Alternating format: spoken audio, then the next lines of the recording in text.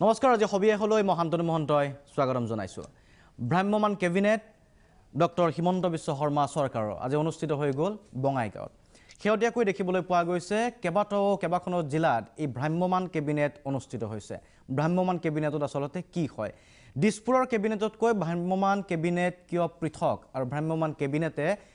কেবিনেটৰ যিসমূহ সিদ্ধান্ত সেই সিদ্ধান্তসমূহ কিছু পৃথক নেকি যিখন জিলাত ভ্ৰাম্যমান কেবিনেট হয় অনুষ্ঠিত হয় সেই জিলাখনত সেই জিলাবাসীয়ে কিবা অন্য ধৰণে উপকৃত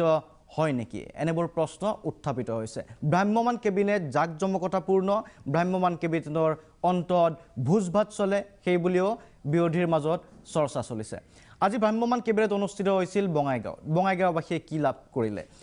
মাজুলীত অনুষ্ঠিত হৈছিল ভ্ৰাম্যমান কেবিনেট মাজুলীবাসীৰ কি লাভ হ'ল ধেমাজিত অনুষ্ঠিত হৈছিল ধেমাজিবাসীৰ কি লাভ হৈছে এনেবোৰ দি থাকিব সমান্তৰালভাৱে আজিৰ কেবিনেটৰ সিদ্ধান্তসমূহৰ ওপৰত আমি কথা বতৰা পাতিম মই স্বাগতম জনাইছোঁ ষ্টুডিঅ'ত উপস্থিত আছে বিজেপি বিধায়ক দিগন্ত কলিতাক কংগ্ৰেছৰ মুখপাত্ৰ বৰ্ণালী ফুকনক স্বাগতম জনাইছোঁ AIDFৰ মুখপাত্ৰ জেহেৰুল ইছলাম আছে পোনপটীয়া সম্প্ৰচাৰত জেহেৰুলক স্বাগতম জনাইছোঁ USTMৰ দিন ডক্টৰ হবিবুল ইছলামক স্বাগতম জনাইছোঁ বঙাইগাঁৱৰ পৰা মহতিত সাংবাদিক জুনজুৰি দত্ত বৰা আছে পোনপটীয়া সম্প্ৰচাৰত মাজুলীৰ পৰা সাংবাদিক জ্যোতিষ তামুলী লখিমপুৰৰ পৰা সাংবাদিক কুশল শইকীয়া মই বঙাইগাঁৱলৈকে যাম কিন্তু তাৰ পূৰ্বে প্ৰথমতে মই দিগন্ত কলিতা ডাঙৰীয়াৰ ওচৰলৈকে আহিব বিচাৰিছোঁ আৰম্ভণি কৰিব বিচাৰিছোঁ ভ্ৰাম্যমান কেবিনেট যি ধৰণে অনুষ্ঠিত হৈ গৈছে চৰ্চাত আছে বিৰোধীয়ে এই অভিযোগ কৰিছে যিখন কেবিনেট দিছপুৰত কৰিব পাৰি ব্যয় সংকোচন কৰিব পাৰে যি সময়ত ৰাজ্যত কৰোনা মহামাৰীৰ পাছত সাধাৰণ লোকৰ অৱস্থা অতি শোচনীয় হৈছে সেই সময়ত ভ্ৰাম্যমান কেবিনেট ঠায়ে ঠায়ে অনুষ্ঠিত কৰি জাকজমকতাৰে আৰু তাৰ পাছত ভোজ ভাত খোৱাৰ কিবা উদ্দেশ্য আছে নেকি শব্দটো বৰ বেয়া লাগিছে শুনি পেলাই ভ্ৰাম্যমান কেবিনেট এইটো শব্দ উঠাই ল'লে ভাল পাম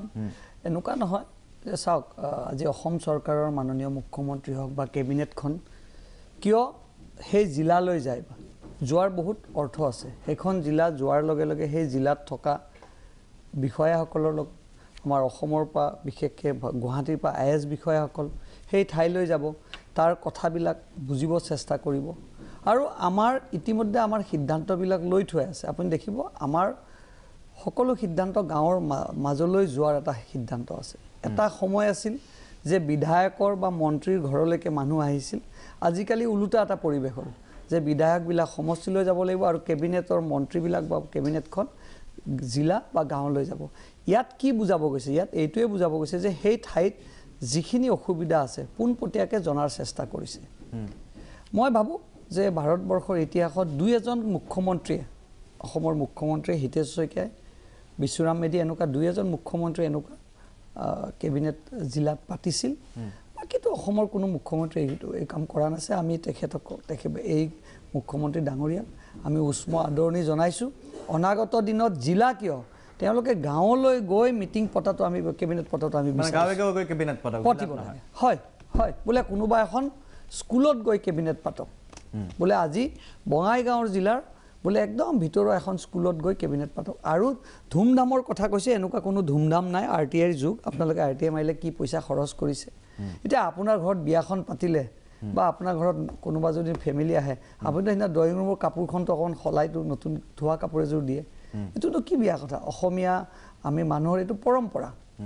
মই ভাবোঁ এইটো লৈ পেলাই বেছি চিন্তা কৰিব নালাগে বিৰোধীয়ে আজি মই দুই এটা গাড়ীত আহি থাকোঁতে মই ফেচবুকত আমাৰ ভৰতন ডাঙৰীয়াৰ শুনিছোঁ দুই এটা কথা মোৰ মানে হাঁহিও উঠিছে ক'বলৈ একো নাই তেখেতসকলৰ আৰু ঘোষণা যিখিনি হৈছে গোটেইখিনি ঘোষণা মুখ্যমন্ত্ৰী মহোদয় আৰু কেবিনেটখনে বাস্তৱত ৰূপায়ণ কৰিবলৈ ইতিমধ্যে প্ৰচেষ্টা আৰম্ভ হৈছে ঠিক আছে ধন্যবাদ আকিম আপোনাৰ ওচৰলৈ কেবিনেটৰ কথা যিহেতু কৈছোঁ ইতিমধ্যে কৈছে দিগন্ত কলিতা ডাঙৰীয়াই যে কেবিনেট অনুষ্ঠিত হৈছে ঘৰে ঘৰে গৈছে অৱশ্যে এটা দৃশ্য দেখিবলৈ পোৱা গৈছিল যে মুখ্যমন্ত্ৰী ডক্টৰ হিমন্ত বিশ্ব শৰ্মাৰ জনপ্ৰিয়তা বা মামা ধৰি যি ধৰণে চিঞৰিছে আমি এটা দৃশ্য দেখুৱাই লৈছোঁ অন্য মন্ত্ৰীসকল নামি যাবলগীয়া হৈছিলে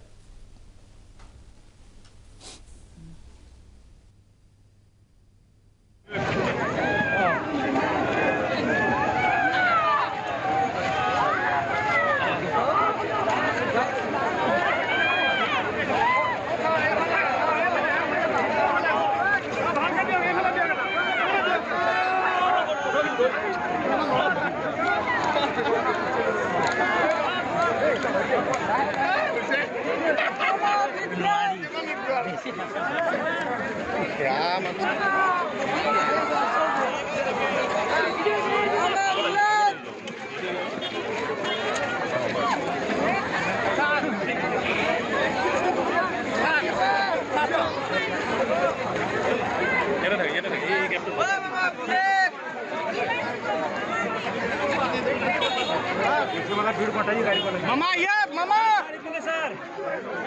মামা এটা ফটো মামা ইয়াত ইয়াত এটা রিকোয়েস্ট এটা মামা মামা এটা রিকোয়েস্ট মামা আহিবা নিদাই মামা মামা এটা রিকোয়েস্ট স্যার এপিনে স্যার মামা মামা এটা স্যার স্যার আহিবা স্যার মামা এটা সেলফি চল না চল মামা এটা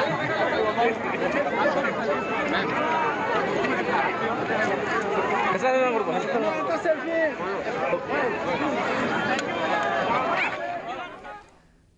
আৰু এই দৃশ্য আছিলে কেবিনেটৰ পাছত বাহিৰলৈ যেতিয়া ওলাই আহিছিল নিখন দেখে সেই ধৰণৰ জনপ্ৰিয়তা মামা মামা বুলি চিঞৰা পৰিলক্ষিত হৈছিল সেয়া যিয়ে নহওক কিন্তু মূল কথাটো হৈছে এই কেবিনেটৰ প্ৰয়োজন আছিল নে নাছিলে বা এই ধৰণৰ যি কেবিনেট অনুষ্ঠিত হৈছে ব্যয়ৰ কথা বা বিৰোধীয়ে যি অভিযোগ উত্থাপন কৰিছে সেয়া কিমান দূৰ সঁচা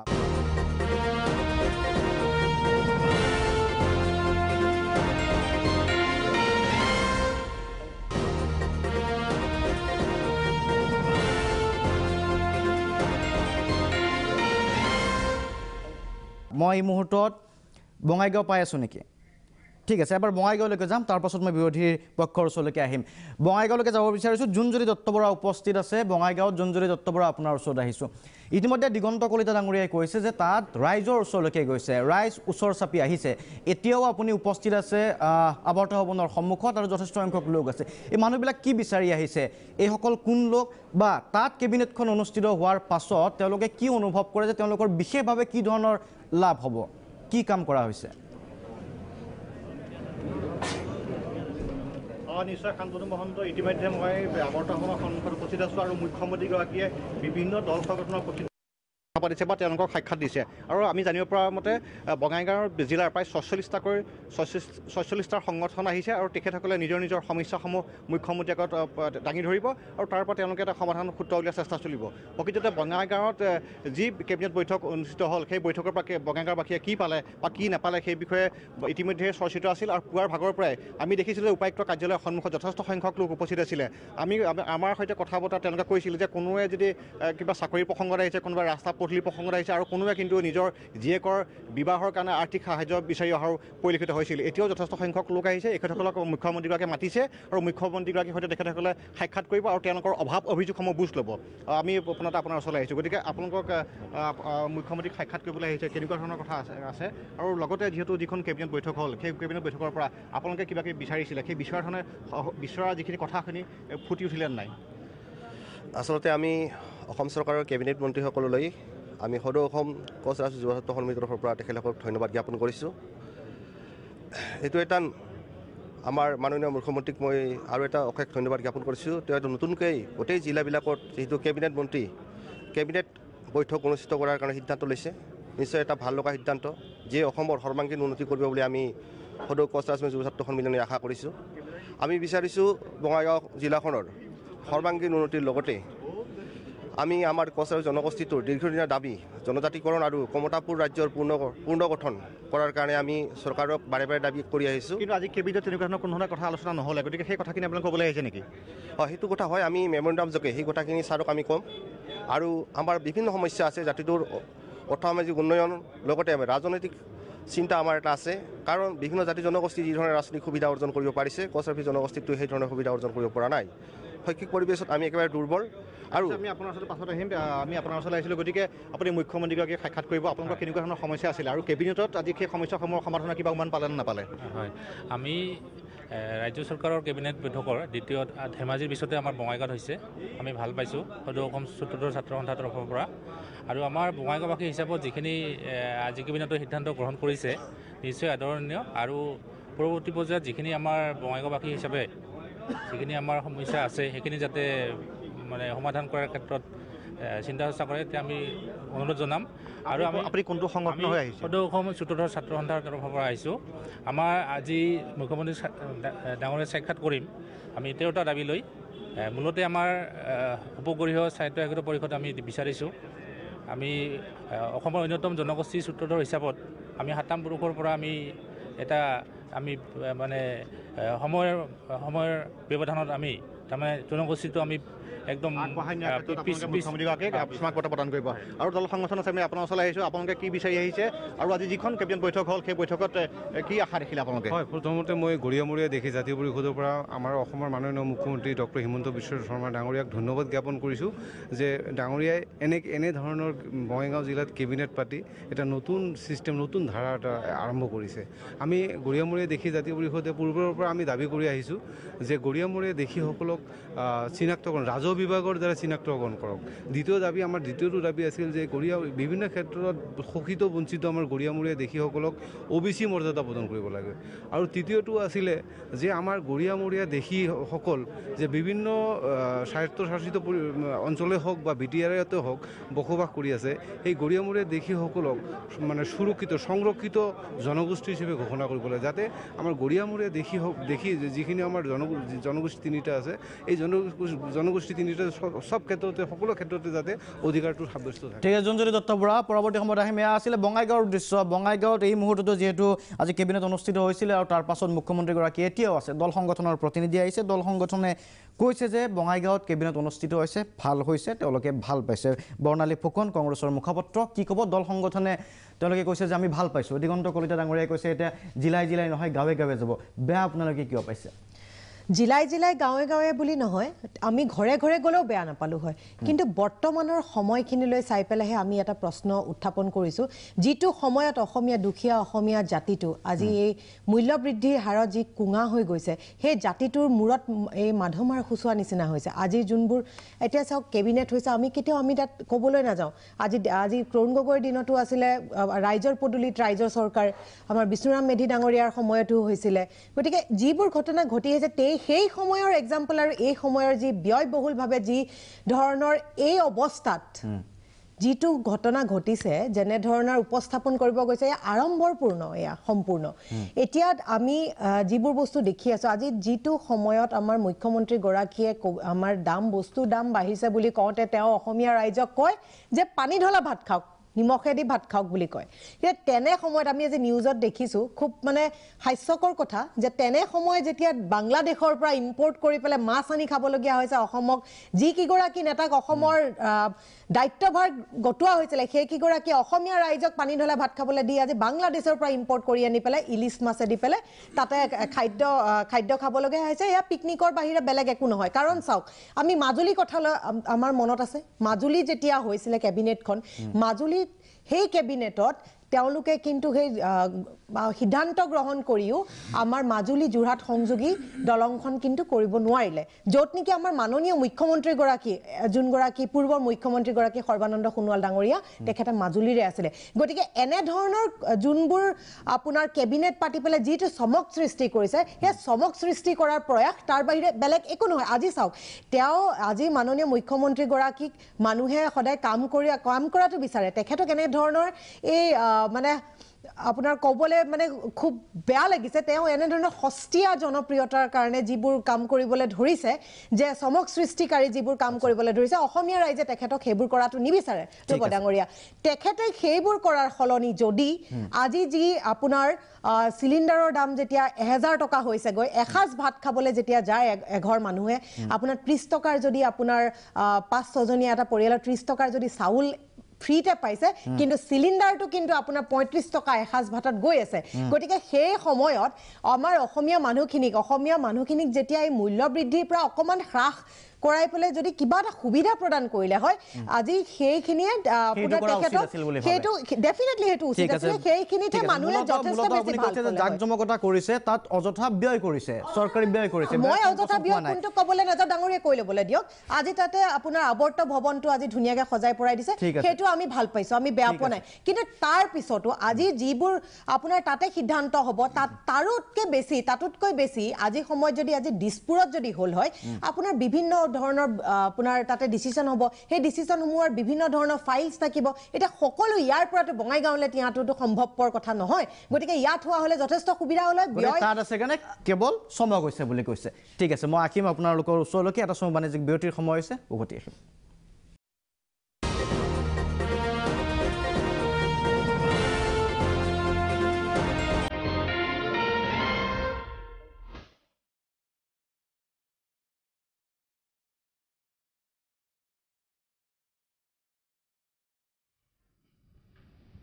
উভতি এই অনুষ্ঠানৰ পৰৱৰ্তী অংশত আমি কেবিনেট সম্পৰ্কে কথা পাতি আছোঁ বহি জিলাত গৈ গৈ যি ধৰণৰ কেবিনেট অনুষ্ঠিত কৰা হৈছে তাৰ প্ৰয়োজন সম্পৰ্কে যাব বিচাৰিছোঁ AIDF মুখপাত্ৰ জহিৰুল ইছলামৰ ওচৰলৈকে জহিৰুল যি ধৰণৰ কেবিনেট অনুষ্ঠিত হৈছে বৈঠক অনুষ্ঠিত হৈছে ইতিমধ্যে কংগ্ৰেছৰ প্ৰতিনিধিগৰাকীয়ে কৈছে যে ইয়াৰ চমকৰ বাহিৰে অইন একো নহয় আৰু এই সময়ত এই ধৰণৰ অযথা ব্যয় কৰাৰ কোনো প্ৰয়োজন নাছিল কি মতামত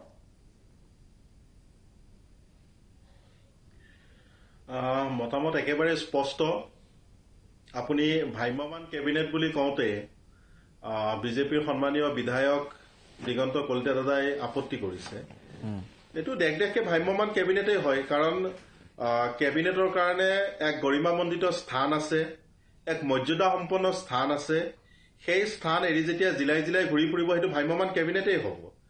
আৰু তেখেতে কৈছে যে পৰৱৰ্তী সময়ত কেবিনেটসমূহ গাঁৱৰ ভিতৰুৱা কোনোবা এখন স্কুলত হওক বা কোনোবা গাঁৱত হওক আমি তাত আপত্তি কৰিবলগীয়া একো নাই মাত্ৰ এই মুহূৰ্তত এটা আশা কৰিছোঁ যে অনাগত 6 মাহৰ ভিতৰত দিগন্ত দাও সেই কেবিনেটৰ এটা অংশ হওক তাৰে এই মুহূৰ্তত আশা কৰিছোঁ এতিয়া ক'বলগীয়া কথাখিনি হ'ল যে কেবিনেটে আজি হিমন্ত বিশ্ব শৰ্মা ডাঙৰীয়া মুখ্যমন্ত্ৰী হোৱাৰ পিছত তেখেতৰ মন্ত্ৰী সভাই যি ধৰণে কেবিনেট সিদ্ধান্তবোৰ লৈ আছে বিভিন্ন জিলাত গৈ মাজুলীত গৈছে ধেমাজিত গৈছে আজি বঙাইগাঁৱত গৈছে সিদ্ধান্তবোৰ লৈ আছে দিছপুৰতো বহিছে তাতেও সিদ্ধান্ত লৈছে কিন্তু সিদ্ধান্তবোৰ যিমান লোৱা হৈছে তাৰ তুলনাত সেই সিদ্ধান্তবোৰ ইমপ্লিমেণ্ট হোৱাৰ ক্ষেত্ৰত কিন্তু তাৰ ইমপ্লিমেণ্টেশ্যনৰ হাৰটো আপুনি চাব একেবাৰে নিম্নতম আৰু আপোনালোকৰ চেনেলৰ মাধ্যমেৰে আমি দেখা পাই আছো যে এই কেবিনেটৰ আজিৰ দুপৰীয়াৰ আহাৰ ব্যঞ্জন তেওঁলোকে গ্ৰহণ কৰিছে 28 বিধ য'ত 9 বিধ অকল মাছে আছিলে য'ত বাংলাদেশৰ পদ্মা নদীৰ ইলিছ মাছ গংগা নদীৰ পাবদা মাছ আদি কৰি 28 বিধ আৰু ৰাতি যি আহাৰ গ্ৰহণ কৰিব তাত থাকিব 26 বিধ মই এই মুহূৰ্তত আপোনাক উনুকিয়াব বিচাৰিছো যে গ্লোবেল হাংগাৰ ইণ্ডেক্সত ভাৰতবৰ্ষ 107খন দেশৰ ভিতৰত 94 সংখ্যক স্থান দখল কৰিছে ভোকাতুৰ দেশৰ তুলনাত আৰু এই অসমখন বিগত 6 মাহত 10,000 কোটি টকা ধাৰ লৈছে আজিৰ তাৰিখত অসম চৰকাৰৰ ধাৰ প্ৰায় 90,000 কোটি টকাৰ ওপৰত গৈছে একেখন বিজেপি চৰকাৰ যেতিয়া কংগ্ৰেছৰ চৰকাৰ পতন হৈছিলে বিজেপিয়ে শাসনভাৰ হাতত লৈছিলে তেতিয়া কংগ্ৰেছ চৰকাৰে 10,000 কোটি টকাৰ ধাৰ এৰি থৈছিল আৰু সেইটোকেই গোটেই বিজেপিৰ চৰকাৰখনে গোটেই অসম তোলপাৰ লগাইছিলে আজি কিন্তু এই একেই বিজেপি সেই একেই তোলপাৰ লগোৱা নেতাসকলে আজি 90,000কৈ অধিক কোটি টকাৰ ধাৰ অসমৰ মানুহৰ মূৰৰ ওপৰত জাপি দিছে এতিয়া কথাটো চিন্তা কৰক য'ত নেকি ভোকাতুৰ দেশৰ সংখ্যাত ভাৰতবৰ্ষ 94 স্থানত অধিকাৰ হৈ আছে আৰু অসম চৰকাৰে বিগত 6 মাহত 10,000 কোটি টকা ধাৰ লৈছে সৰ্বানন্দ সোণোৱালে বিগত 5 বছৰত অকল হেলিকপ্টাৰৰ নামত 80 কোটি টকা খৰচ কৰিছে হিমন্ত বিশ্ব শৰ্মাই এই 6 মাহত তেখেতে 6 কোটি টকা খৰচ কৰিছে য'ত নেকি PWD লোক নিৰ্মাণ বিভাগৰ ঠিকাদাৰসকলক তেওঁলোকৰ পাবলগীয়া ধন মাত্ৰ 5% এৰি দিবৰ কাৰণে সিদ্ধান্ত গ্ৰহণ কৰা হৈছে তেনে ক্ষেত্ৰত এই ধৰণৰ কেবিনেট অনুষ্ঠিত কৰি ভোজ ভাত চলিছে সেই কথাটোৱে সেই প্ৰশ্নটোৱে আহিছে মই জহিৰুলৰ ওচৰলৈকে আহিম দিগন্ত কলিতা ডাঙৰীয়াৰ ওচৰলৈকে অহাৰ পূৰ্বে এবাৰ ডক্টৰ হবিবুল ইছলাম ডাঙৰীয়াৰ ওচৰলৈকে আহিব বিচাৰিছোঁ ৰাজনৈতিক শাসক বিৰোধীয়ে নিজৰ মতামত ৰাখিছে এগৰাকী নিৰপেক্ষ ব্যক্তি হিচাপে বা পৰ্যবেক্ষক হিচাপে আপুনি কি ভাবে যে এই ধৰণৰ এখন কেবিনেটৰ আজি কোৱা হৈছে যে জাকজমকতা চলিছে ভোজ ভাত চলিছে প্ৰয়োজন আছিল নে নাছিল মই নাজানো প্ৰথমে মই আপোনাক কৈছিলোঁ মোক কিয় মাতিছে আপুনি কৈছে যে আপুনি অৱগত এজন জ্যেষ্ঠ নাগৰিক হিচাপে মোক মাতিছে মই এইটো ভাল পাইছোঁ সেইকাৰণে মই আহিছোঁ আচলতে প্ৰথম কথাটো হৈছে কি মই ৰাজনীতি একেবাৰে নাজানো ৰাজনীতিৰ লগত মোৰ কোনো সম্পৰ্ক নাই কিন্তু সকলো দলৰ মানুহৰ লগত মোৰ ভাল সম্বন্ধ আছে আৰু মই তেখেতকৰ শ্ৰদ্ধা কৰোঁ এইগৰাকী মুখ্যমন্ত্ৰী মই প্ৰশংসা নকৰাকৈও থাকিব নোৱাৰোঁ যুৱক 51 বছৰ হৈছে যুৱক সুদক্ষ আৰু তৎক্ষণাৎ এটা সিদ্ধান্ত ল'ব পৰা সেইটো খুব ভাল কথা আৰু প্ৰথমতে আমি ভাবিছিলোঁ যে এনেকৈ যে কেবিনেট কৰিছে বেলেগ বেলেগ জেগাত এই প্ৰথম হৈছে বুলি কিন্তু মই পিছত আপোনালোকে পালে এতিয়া 1951 চনত বিষ্ণু মেধিয়ে কৰিছিলে তেতিয়া এটা কথা আছিলে শ্বিলংখনলৈ যাবলৈ বৰ অসুবিধা আছিলে সেইটো লাইন ছিষ্টেম আছিলে এটাই ৰাস্তা গতিকে এই ইমানখিনি গাড়ী ৰাতিপুৱা ইমানৰ পৰা ইমান যাব পাৰিব এনেকুৱা গতিকে তেওঁলোকে ইয়ালৈ আহিছিলে আৰু তেওঁলোকে ইয়ালৈ আহিছিলে এম্বেচাডৰ গাড়ীত বা লেণ্ডমাষ্টাৰ গাড়ীত আহিছিলে খৰচো বেছি হেৰি নাই তাতে হৈছে কি সেইটোত হৈছে কি গুৱাহাটীত আহি পাতিছিলে মানুহক অলপ জনাই দিছিলে এনেকুৱা কথা গতিকে কিছু চাপি আহিছিলে আৰু বাকী পিছত দেখা গ'ল যে বাকী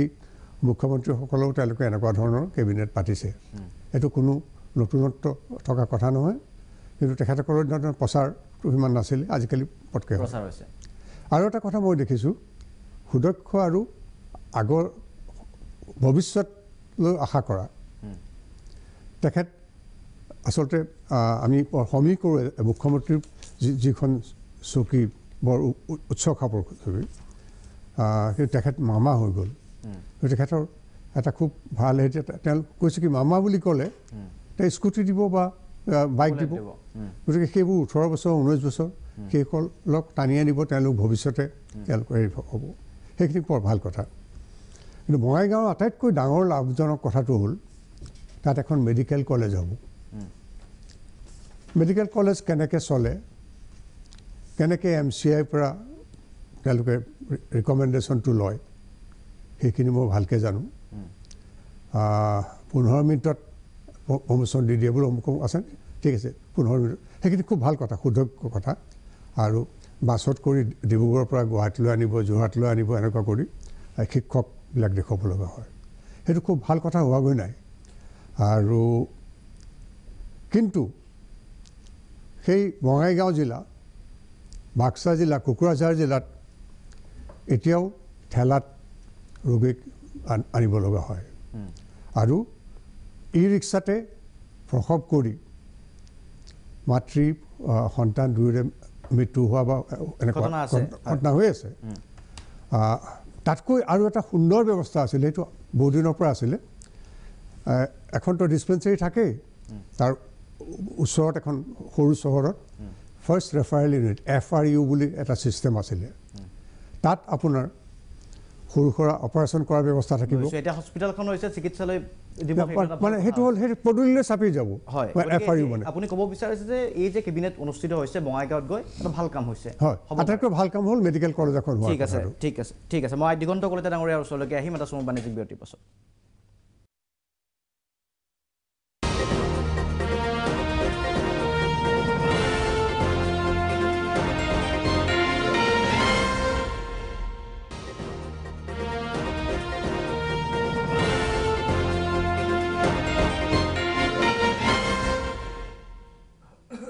আহিছোঁ অনুষ্ঠানৰ পৰৱৰ্তী অংশলৈ মই দিগন্ত কলিতা ডাঙৰীয়াৰ ওচৰলৈকে আহিম কিছু সময়ৰ বাবে লখিমপুৰ যাব বিচাৰিছোঁ যিহেতু ধেমাজিত এখন কেবিনেট অনুষ্ঠিত হৈছিল আপুনি কৈছিলে যে এই ধৰণৰ কেবিনেটসমূহ জিলাই জিলাই অনুষ্ঠিত হোৱাৰ পাছত সেইসকল লোকৰ আমি ওচৰলৈকে গৈছোঁ মানুহ আহিব পাৰিছে কিন্তু তাৰ পাছত কি হয় কুশল শইকীয়াৰ ওচৰলৈকে আহিছোঁ কুশল শইকীয়া ধেমাজিত যেতিয়া কেবিনেট অনুষ্ঠিত হৈছিলে লখিমপুৰৰ পৰাও বহু লোক ধেমাজিলৈকে গৈছিলে কাৰণ ধেমাজি লখিমপুৰ সীমামূৰীয়া জিলা সেই যিসকল লোক গৈছিলে যি আশা লৈ গৈছিল কেবিনেটখনক ওচৰতে পাইছিল তেওঁলোকে এতিয়া কি ক'ব বিচাৰে কিমান লাভান্বিত হ'ল নিশ্চয়কৈ আপুনি এটা বিশেষ প্ৰশ্ন উত্থাপন কৰিছে যে লখিমপুৰ ধেমাজি আৰু নিচেই সমৃদ্ধৱৰ্তী এখন জিলা বহু আশা কৰি গৈছিল বহু ভাবিছিল সেই আশা ফলপ্ৰসূ হ'ল নে নহ'ল কাৰণ 54টা দিনৰ পিছত আজি বঙাইগাঁৱত কেবিনেট অনুষ্ঠিত হৈছে যে শেহতীয়াভাৱে বিজেপি চৰকাৰখনে বিশেষকৈ হিমন্ত বিশ্ব শৰ্মা অসমৰ মুখ্যমন্ত্ৰী হোৱাৰ পাছত যেনেধৰণৰ তুগলকী নীতি লৈছে এই নীতিয়ে কেতিয়াও জনসাধাৰণৰ কল্যাণ সাধিব নোৱাৰে কেবিনেট পাতিবৰ কাৰণে অসম সচিবালয়ত নিৰ্দিষ্ট কক্ষ আছে বিধায়কসকল বা মন্ত্ৰীসকল কেবিনেটৰ মন্ত্ৰীসকল বহি দুঘণ্টীয়া এটা কাৰবাৰ কেইটামান সিদ্ধান্ত ল'ব লাগে তাকে নকৰি এবাৰ যোৱা 30 নৱেম্বৰত ধেমাজিত কেবিনেট বৈঠক অনুষ্ঠিত কৰিলে আৰু ইমান ধৰণৰ হৈচৈ সৃষ্টি কৰা হ'ল যে সাংঘাতিক কিবা এটা চৰকাৰখন যেন সাংঘাতিক কিবা এটাই কৰিবলৈ গৈছে আৰু কেবিনেট বৈঠকৰ পৰা ওলাই আহি বা তাৰ আগতে মুখ্যমন্ত্ৰীয়ে এনেধৰণৰ কিছুমান প্ৰতিশ্ৰুতি দিলে যে ধেমাজিৰ কোৰ্টখনৰ কাৰণে 30 কোটি টকা ধেমাজিৰ বিভিন্ন অফিচবিলাক উন্নয়নৰ কাৰণে বিভিন্ন ধৰণৰ কোটি কোটি টকা তেওঁ ঘোষণা কৰিলে কিন্তু কাৰ্যক্ষেত্ৰত আজিলৈকে এইটো আমি দেখা 54টা দিন পাৰ কৰিলে ইতিমধ্যে কিবা হ'লনে একো আমি দেখা পোৱা নাই আৰু এই ভুৱা প্ৰতিশ্ৰুতিৰে যিহেতু বৰ্তমান অসমৰ জনসংখ্যাৰ যি তথ্য অৱস্থা বৰ্তমান অসমৰ জনসাধাৰণৰ তথ্য অৱস্থা দামৰ পৰা মূল্য বৃদ্ধিৰ পৰা আৰম্ভ কৰি দৰিদ্ৰতাই কোঙা কৰিছে তাৰ পাছতো মুখ্যমন্ত্ৰীজনৰ এনেধৰণৰ কাম কাজ বা এনেধৰণৰ কথা বতৰাই জনসাধাৰণক এটা সাংঘাতিক বিপদৰ ফালে ঠেলি নিছে জনমূৰি ধাৰ বৃদ্ধি পাইছে ৮০,০০০ কোটিৰ পৰা ১০০,০০০ কোটিলৈ যাবৰ কাৰণে আৰু বেছি দিন নাই প্ৰত্যেকজন ব্যক্তিৰ মূৰত হাজাৰৰ ঘৰত বহু হাজাৰৰ ঘৰত ধাৰৰ বোজা আছে তাৰ পাছতো কিন্তু মুখ্যমন্ত্ৰীয়ে মুখ্যমন্ত্ৰীৰ দম্ভালি মুখ্যমন্ত্ৰীয়ে আঁচনি ঘোষণা মিছা প্ৰতিশ্ৰুতি তেওঁ প্ৰদান কৰি আছে কি আশা কৰিছিলে আচলতে কি হৈছে ইতিমধ্যে ধেমাজিত অসম চৰকাৰৰ মন্ত্ৰীসভাৰ যি সভা হৈছিলে আৰু কেবিনেট সভাখন ধেমাজিত পাতি এক চমকপ্ৰদ প্ৰতিশ্ৰুতি ঘোষণা কৰিছিলে কিন্তু কাৰ্যক্ষেত্ৰত তাৰ কোনো ধৰণৰ ফলপ্ৰসূ ৰূপায়ণ হোৱা পৰিলক্ষিত নহ'ল আৰু এনে ব্যৱস্থাটো হৈছে মন্ত্ৰীসভাখন আজি ধেমাজিত কালি বঙাইগাঁৱত পৰহি শিৱসাগৰত ই এটা চমকপ্ৰদ নীতি তাৰমানে অসমবাসী ৰাইজক আভুৱা ভাৰিবৰ বাবে এনেধৰণে কেবিনেট মিটিং ধেমাজি ঠিক তেনেদৰে বঙাইগাঁও কাইলৈ শিৱসাগৰত পাতিব পৰহি তিনিচুকীয়াত পাতিব তাৰপিছত বৰপেটাত পাতিব এইটো এটা আভুৱা ভৰা নীতি আমি মুখ্যমন্ত্ৰী মহোদয়ক সজোৰে দাবী উত্থাপন কৰিছোঁ অসম সচিবালয়তে এই কেবিনেট সভা অনুষ্ঠিত কৰি ৰাজ্যখনৰ কল্যাণৰ বাবে এক সঠিক কৰ্মসূচী লৈ অসমৰ জনগণৰ বৃহত্তৰ স্বাৰ্থত অৰ্থনৈতিক ধন্যবাদ জ্ঞাপন কৰিছোঁ কুশল শইকীয়া লখিমপুৰৰ বাসীয়ে এই ধৰণে মন্তব্য দিছে দিগন্ত কলিতা ডাঙৰীয়া আমি বিৰোধী পক্ষৰ মন্তব্য শুনিছোঁ ৰাইজৰ মন্তব্য শুনিছোঁ কৈছে যে বিশেষ প্ৰয়োজন নাছিল এক চমক আৰু যিটো কথা কোৱা হৈছে যে আজি খানাৰ কথা কৈছে ভোজ ভাতৰ কথা কৈছে প্ৰয়োজন নাছিল দিছপুৰ হয়তো হোৱা হ'লে এই ব্যয়খিনিও নহ'লহেঁতেন হয় ধৰি ল'লোঁ আপুনি কোৱাৰ ধৰণে 10 লাখ টকা খৰচ হৈছে বা 15 লাখ টকা খৰচ হৈছে ধৰি ল'লোঁ কিন্তু সেই ব্যয়ো হয়তো প্ৰয়োজন নাছিল নেকি আচ্ছা আপোনাক মই এটা কথা কওঁ কেবিনেটখন তাত হোৱাৰ বিনিময়ত যদি ইয়াৰে মন্ত্ৰীসভা ইয়াৰে IAS অফিচাৰবিলাক গৈ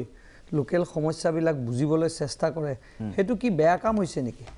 কেইটামান পইচাৰ খোৱাৰ ভোজভাত খোৱাৰ কথাটো কৈছে মই নাজানো কি ভোজভাতৰ কথা কৈছে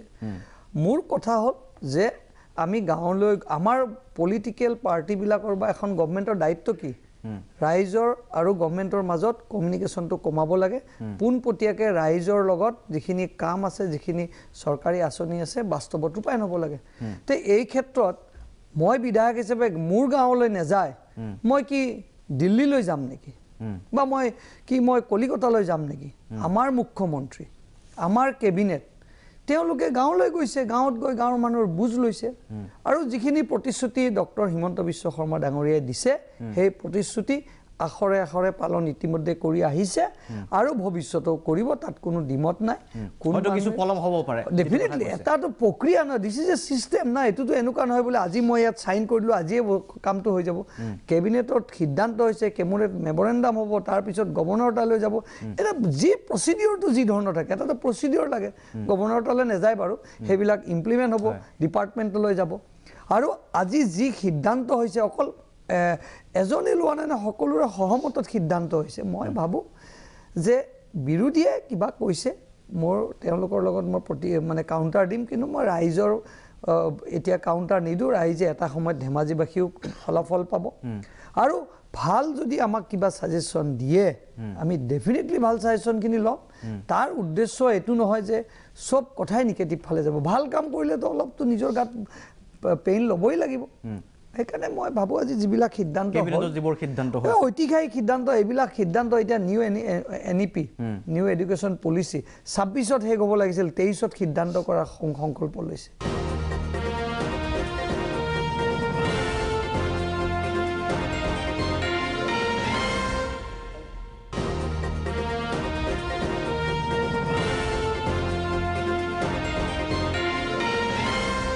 কোৱা হৈছে যে যিসকলে 10 বছৰ ধৰি মাটিৰ কথাটো 20 বছৰ মাটিটো ৰিডিউচ কৰি 10 বছৰ সত্ৰবিলাক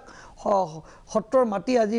এটা সময়ত বহুত মানুহে বেদখল কৰিলে সেইবিলাক সংৰক্ষণৰ সিদ্ধান্ত লৈছে এইবিলাক কি বেয়া সিদ্ধান্ত নেকি মোৰ গুৰুজনাই কৰি যোৱা সত্ৰত যদি কোনোবা বহিৰাগতই যদি ইয়াত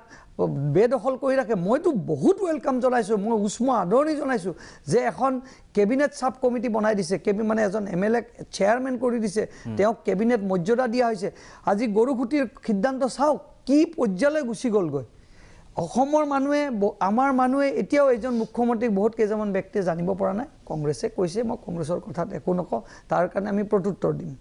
কিন্তু ৰাইজৰ এটা কথাই জানিব লাগে যে এইজন মুখ্যমন্ত্ৰী মাটিৰ মানুহ এইজন মুখ্যমন্ত্ৰী অসমীয়া জাতিটোক বচাবৰ কাৰণে যি সংকল্প লৈছে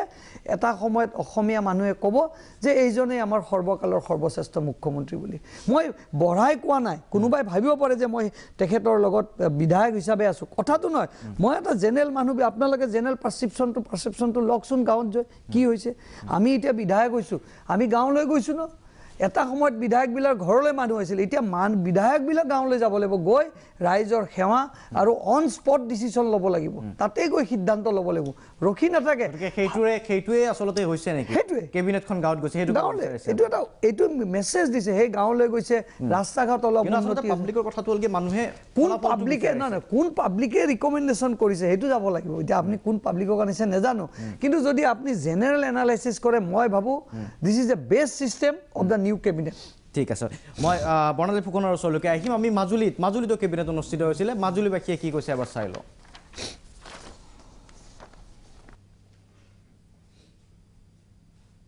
এইটো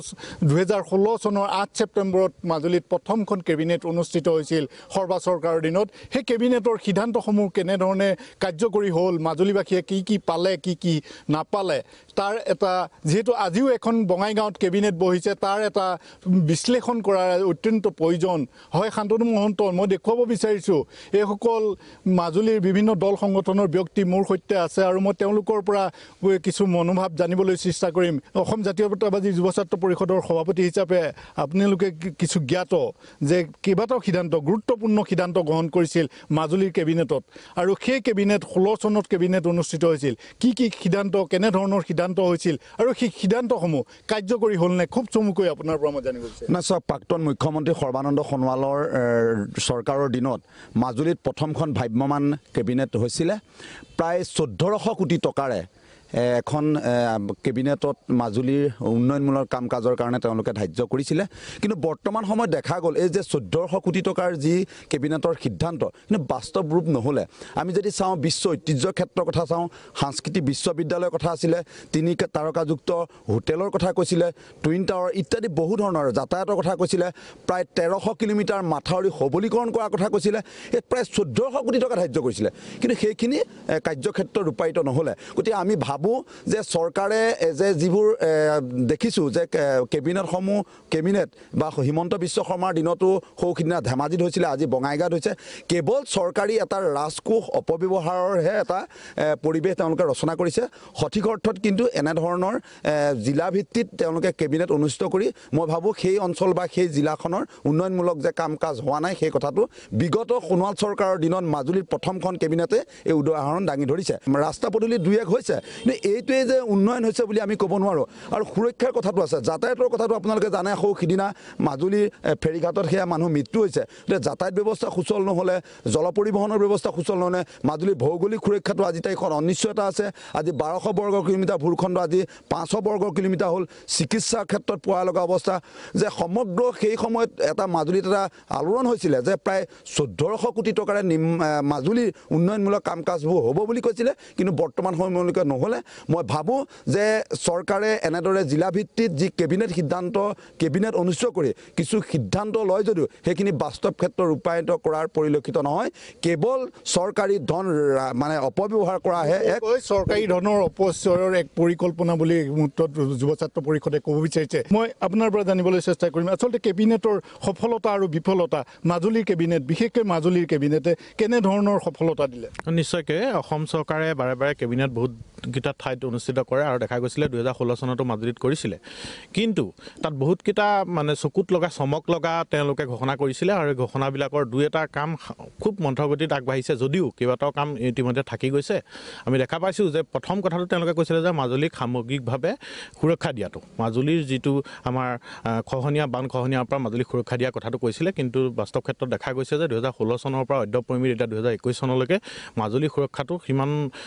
চকুত লগা ধৰণে বা মাজুলীবাসীৰ মন্তব্য প্ৰথমখন কেবিনেট মাজুলীত অনুষ্ঠিত হৈছিল 1400 কোটি টকা ঘোষণা কৰিছিল কিন্তু প্ৰথমখন কেবিনেট পাৰ হোৱাৰ যি কেইবাদিনো হ'ল তৎসত্ত্বেও কিন্তু বহু কাম মন্থৰ গতিত চলি আছে বুলি কোৱা হৈছে মই এটা বাণিজ্যিক বিৰতি ল'ম তাৰ পাছত নিঃসন্দেহে প্ৰশ্ন থাকিব যিবোৰ কাম আচলতে দিছপুৰত কৰিলে হ'লেহেঁতেন তাৰ ব্যতিক্ৰম হিচাপে জিলাই গৈছিল যদিহে কাৰ্যকৰীকৰণ তাৎক্ষণিক ৰূপত হয় হয়তো ৰাইজ যথেষ্ট সন্তুষ্টি প্ৰকাশ কৰিলেহেঁতেন এটা বাণিজ্যিক বিৰতি উভতি আহিম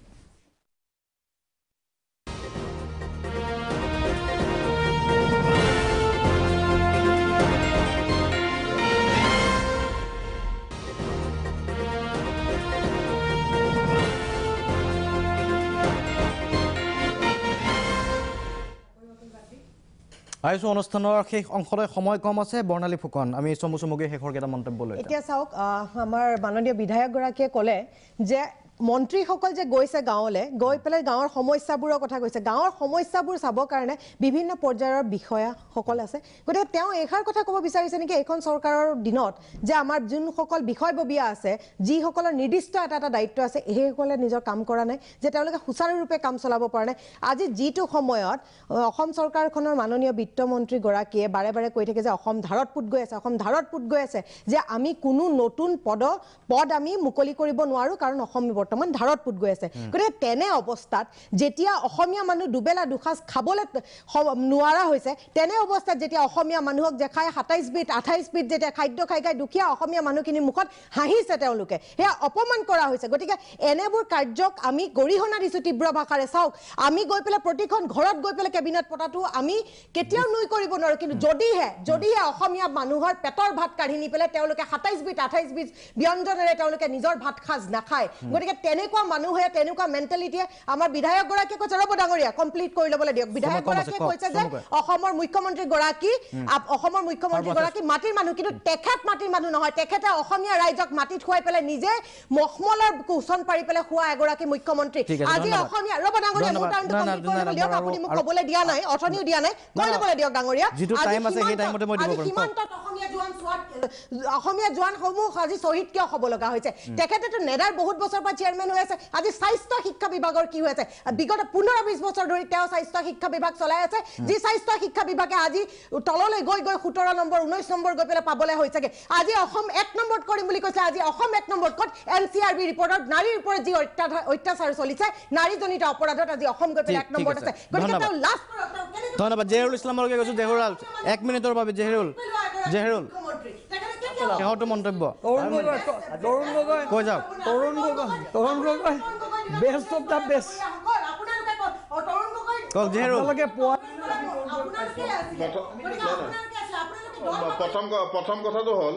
প্ৰথম কথাটো হ'ল বিজেপিৰ সন্মানীয় বিধায়ক দিগন্ত কলিতা দাই কৈছে যে কেবিনেটখনত যথেষ্ট ভাল সিদ্ধান্ত লৈছে নিশ্চিতভাৱে কেবিনেটত ভাল সিদ্ধান্ত লৈছে সেই কথাটো সঁচা কিন্তু সিদ্ধান্তখিনি কাৰ্যকৰী কিমান হৈছে সেই কথাখিনি আটাইতকৈ ডাঙৰ কথা এতিয়া যোৱা কেবিনেটত আমি দেখিছিলোঁ আপুনি শুনা পাই আছেতো কথাখিনি শুনা পাই আছেনে শুনি আছো কৈ যাওক যোৱা তেওঁলোকৰ কেবিনেটত বিভিন্ন সিদ্ধান্ত লৈছিলে সেই সিদ্ধান্তবোৰ কিমানখিনি কাৰ্যকৰী হৈছে অসমৰ মানুহে জানে এতিয়া আটাইতকৈ ডাঙৰ কথা আজিৰ কেবিনেটে সিদ্ধান্ত লৈছে যে সত্ৰৰ মাটি কিমানখিনি বেদখল হৈছে এই বেদখলখিনি পৰ্যালোচনা কৰিবৰ কাৰণে এখন সাব কমিটি বনাইছে ভাল কথা কিন্তু বিধায়কজনে ক'লে যে বহিৰাগত বেদখল কৰিছে মই বিধায়কগৰাকী জ্ঞাতাৰ্থে কথাটো জনাওঁ যে 2020 চনৰ মাৰ্চ মাহৰ 2 তাৰিখে অসম চৰকাৰে অসম বিধানসভাত দিয়া তথ্য মতে অসমৰ 778খন সত্ৰৰ 1,43,083 বিঘা 2 কঠা মাটি সত্ৰৰ মুঠ মাটি তাৰে ভিতৰত মাত্ৰ 107 বিঘা মাটি বেদখল হৈ আছে আৰু তেওঁ যিটো কৈছে যে বহিৰাগতই বেদখল কৰিছে আপোনালোকে জানি আচৰিত হ'ব অসম চৰকাৰে দিয়া তথ্য মতে তাত হিন্দু আৰু মুছলমান সমানে কোনোবাখন নহয় কোনোবাখন সত্ৰত মাটি বেদখল কৰিছে মইনবৰী সত্ৰক লৈ তেওঁলোকে যিটো অপপ্ৰচাৰ চলাইছিলে মইনবৰী সত্ৰক অসমৰ বংগীয় মূলৰ মুছলমানে অত্যাচাৰ কৰি ভাঙি দিয়া বুলি যিটো অপপ্ৰচাৰ চলাইছিলে তাৰ মাটি বেদখল কৰা বুলি যিটো অপপ্ৰচাৰ চলাইছিলে তেওঁলোকৰ অসম চৰকাৰৰ বিধানসভাৰ তথ্য মতে তাত এক ক্লেচা মাটিও বেদখল হোৱা নাই গতিকে এনেকুৱা অপপ্ৰচাৰৰ জৰিয়তে অসমত থকা এই সম্প্ৰীতিক বিনষ্ট কৰিবৰ কাৰণে মই তেখেতসকলক আহ্বান জনাইছো দেখা নাই তাই দেখা নাই মই তাক বেয়া ভাবি কাৰণে কথাখিনি দেখিছো কথাখিনি ক'ব দিয়ক মই কৈছো আপুনি দেখা নাই আমি তৰুণ গগৈৰ কাৰ্যকালো দেখিলো ডক্টৰ হিমন্ত বিশ্বৰ কাৰ্যকাল দেখিলো তৰুণ গগৈ দিনটোত মানুহ লগ কৰিছিল 20জন মানুহ লগ কৰিছিল কইনা ধৰাত আৰু ভোজ ভাতৰ কথা কৈছে ন কিমান আনন্দত আছিল আজি মৃত মানুহ মই সমালোচনা নকৰোঁ আমি দেখিছোঁ আমাৰ কথা হ'ল আপোনালোকে বিৰোধীক যিকোনো ধৰণেই কথা ক'ব পাৰিব আপোনালোকে বিৰোধীত আছে কিন্তু বাস্তৱ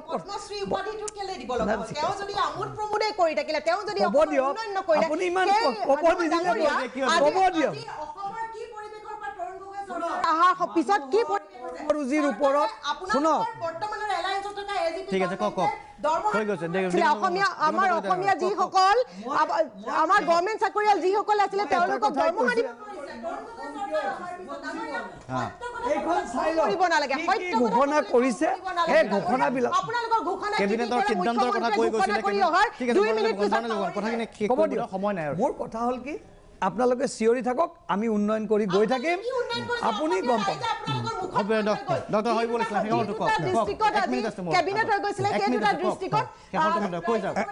এটা কথা মই ক'ব খুজিছোঁ মই চিঞৰিব নাজানো এটা কথা মই কৈছোঁ আপোনাৰ এখন দেশ বা এখন প্ৰদেশৰ 5 বছৰ কাৰ্যকালত কোনো ক'ব নোৱাৰে যে এইটোৱে ভাল হৈছে সময়ে ক'ব ইতিহাসে ক'ব কিন্তু তেখেত শ্ৰদ্ধাৰ তৰুণ গগৈৰ কথা তেখেতে কৈছে সেইটো হেৰি নহয় এজন মৃত মানুহৰ কথা নোকোৱাই ভাল কিন্তু তেখেতে সেই মানে যেতিয়া মন্ত্ৰীসভা এৰিছিলে তেতিয়া তেওঁ কিমান হাজাৰ কোটি টকা ঋণৰ বোজা থৈ গৈছিলে বুলি কৈছিলে সেইটো কথা এইখন মন্ত্ৰীসভায়ো এই যেতিয়া 5 বছৰ যাব তেতিয়া এৰিব নালাগে আকৌ জিকিব হয়তো তেতিয়া ক'ব পাৰিব লাগিব আমি ইমান হাজাৰ কোটি টকা আছে আৰু এইটো কথা হ'ল আপুনি মেডিকেল কলেজ কৰি একো লাভ নাই আপুনি হেৰি কৰক নহয় নাই মই আপুনি মোৰ কথাটো শুনি লওক নহয় নহয় হয় নহয় মোক ক'বলৈ দিয়ক আপোনাৰ মই আপোনাক কৈছোঁ আপোনাক নহয় মোক ক'বলৈ দিয়ক কথাটো হৈছে কি যেতিয়া এজন ডাক্তৰ যদি এখন ডিছপেঞ্চাৰীত কৰিবলৈ যায় তেওঁৰ হাতত একো নাই তাত যদি এজন বিডিঅ' যায় যিজন শিক্ষাত বহুত কম কথা কোৱা আছে এইটো চৰকাৰৰ ওপৰত দায়িত্ব থাকিব সেই আন্তঃগাঁথনি বা সেই ব্যৱস্থা চিকিউৰিটি দিব লাগিব এই কথাটো কৰিব লাগিব আপোনালোকে মই ডক্টৰ হওঁ বা প্ৰফেচন হওঁ বিধায়ক হওঁ মানসিকতা আমাৰ সলনি হ'ব ধন্যবাদ জ্ঞাপন কৰিছোঁ আটাইকে নিখন দেখে আছিলে বঙাইগাঁৱত অনুষ্ঠিত হৈছিল আৰু বিৰোধীয়ে সমালোচনা কৰিছে যে এই ধৰণৰ কেবিনেটৰ আচলতে প্ৰয়োজন নাছিল জিলাই জিলাই গৈ কেবিনেট লগতে জাক জমকতা যি ধৰণে কৰা হৈছে তাৰ প্ৰয়োজন নাছিল বুলি কোৱা হৈছে অনাগত সময়ত লক্ষণীয় হ'ব এই ধৰণৰ কেবিনেটৰ সিদ্ধান্তসমূহ কি ধৰণে কাৰ্যকৰীকৰণ হয় বা কাৰ্যকৰীকৰণত কিমান দূৰ সফল হয় ইয়াৰ লগে লগে সবিহৰ পৰা শান্তনু মহন্ত বিদায় লৈছোঁ ধন্যবাদ